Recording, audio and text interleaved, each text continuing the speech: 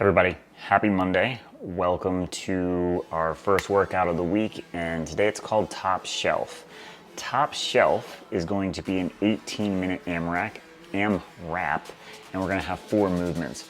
We're gonna start it off with wall balls, then move into alternating dumbbell snatches, then toes to bar, and then dumbbell goblet squats. So the rep scheme for that one, 21 for your wall balls, 12 for your dumbbell snatches, 15 for your toes to bar, and then 12 more of those goblet squats over and over for 18 minutes.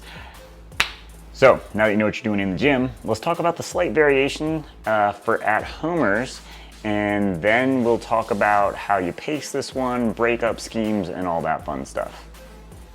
All right, so for my at-homers, we're gonna have the same 18-minute AMRAP. Movements are gonna be a bit different. Most likely, we don't have a toes to bar location to use at home. So here's what ours is gonna look like. It's gonna be 3 movements instead of the 4 for the in-gymmers.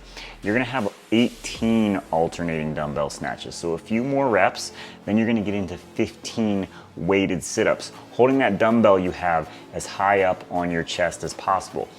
If your dumbbell's too heavy, change that to regular sit-ups and maybe take your reps up to say 21 for that one. And then you can do 12 dumbbell thrusters. That's gonna be holding your dumbbell with both heads here, high on your chest, like you would a barbell, and doing those thrusters. That's gonna replace that wall ball movement that you'd be doing in the gym. So still very similar movements, very similar structure and rep scheme. So let's get to everyone's kind of breakup scheme and pacing for this one. All right, so this one's gonna be all about kind of starting out with a breakup scheme that you think is going to kind of be where you end up in the later rounds. We talk about this all the time.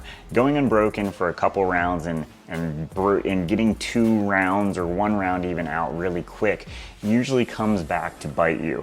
You wouldn't sprint the first mile of a 10K because it's gonna get you a faster time, because in the long run, everyone's gonna catch up and pass you before you get to the finish line.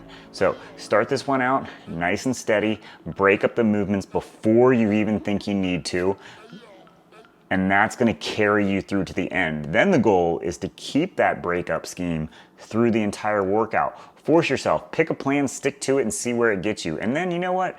Moving forward, when you do these similar movements or similar rep schemes, you can say, hey, last time this didn't work out so well, or it went perfect, or I can do bigger sets. And you'll see how that changes over time. So for the wall balls, break these up 2, maybe 3 sets from the very beginning. Then you're gonna get to your snatches. If you decide to switch the dumbbell on the ground, that can be one that keeps you going through all 12 of those reps, no problem, through the entire workout.